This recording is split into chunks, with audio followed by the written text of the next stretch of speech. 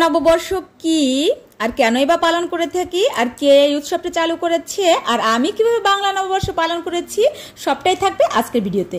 Hello everyone, welcome করছি আমার আরেকটা ভিডিওতে। আশা করি আপনারা সবাই অনেক অনেক অনেক বেশি ভালো আছেন। আমিও কিন্তু ভালো আছি।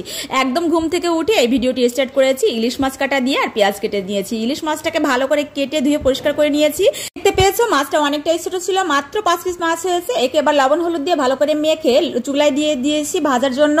আবার এইদিকে আবার প্রেসার কুকারে আলু সেদ্ধ দিয়ে দিয়েছি। আলু সেদ্ধটা হয়ে গিয়েছে, আমি আলু সেদ্ধটাকে ভালো করে ছুলে নিয়েছি। কুচিয়ে রাখা পেঁয়াজটাকে ভেজে নিলাম। পেঁয়াজ ভেজে ভালো করে আলুর সাথে মেখে নেবো সবকিছুই। একটু লবণ দিয়েছি আর একটু সরিষার তেল দিয়ে ভালো করে মেখে নিয়েছি। এবার পান্তা ভাতের সাথে পরিবেশনের পালা। তাহলে চলুন আমাদের পয়লা বৈশাখের কথা নিয়ে একটু বলা যাক। পহেলা বৈশাখটা হচ্ছে ভারত আর বাংলাদেশের একটি নববর্ষ উৎসব হিসেবে পরিচিত হয়। এটি বিশ্বব্যাপী বাঙালিদের একটি লোক উৎসব হিসেবে বিবেচিত হয়। অতীতে বাংলা নববর্ষ ছিল হচ্ছে কৃষি নির্ভর আর হচ্ছে অর্থনীতির সাথে সম্পৃক্ত। মূলত খাজনা আদায় থেকে হালখাতা উৎসব পালন হতো। চালু করেছিলেন হচ্ছে সম্রাট আকবর। তারপরে আমাদের বাংলাদেশে একদিন এগিয়ে গিয়েছে। মূলত আমাদের পহেলা বৈশাখ বা নববর্ষ যাই হোক বলেন না কেন, সেটা হচ্ছে আগামী দিন। একাডেমি মতে আজকের দিনে আমরা নববর্ষ পালন করে থাকি, কিন্তু বাঙালিদের পহেলা বৈশাখ উৎসবটা সামনের দিনই হবে। সকালবেলায় আমি পান্তা ভাত খেয়ে একটু বের হয়ে গিয়েছিলাম আমার একটা কাজ শেষে আবার ফিরে এসে দুপুরে রান্না বান্নার জন্য বেগুন কেটে নিচ্ছি। এদিকে আবার ঐশী বেগুন খেতে পারে না, হাতটা চুলকায়, এজন্য আবার ওর জন্য একটু ভেন্ডি কেটে নেব। 2-3টা ভেন্ডি আমি ওর জন্য ভাজি করব। আর একটা টমেটো কেটে নিচ্ছি। এই টমেটোটা রেডি করব হচ্ছে ট্যাংরা মাছে যখন ভুনা করব সেখানে আমি একটু টমেটো দেব খেতে যাতে ভালো লাগে, এই জন্যই। বাংলাদেশে বাঙালিদের একটা প্রাণের উৎসব এখন নববর্ষ হিসেবে বিবেচিত হয়। আর ফেসবুক আসার পর থেকে এটা অনেক বেশি আলোড়িত একটি উৎসব হিসেবে পরিচিত হয়ে গিয়েছে।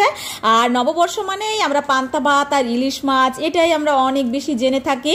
তো সবাই আমরা আজকের এই দিনে নববর্ষ পালন করেছি পান্তা ভাত আর ইলিশ মাছ দিয়ে। আমিও কিন্তু তার ব্যতিক্রম নই।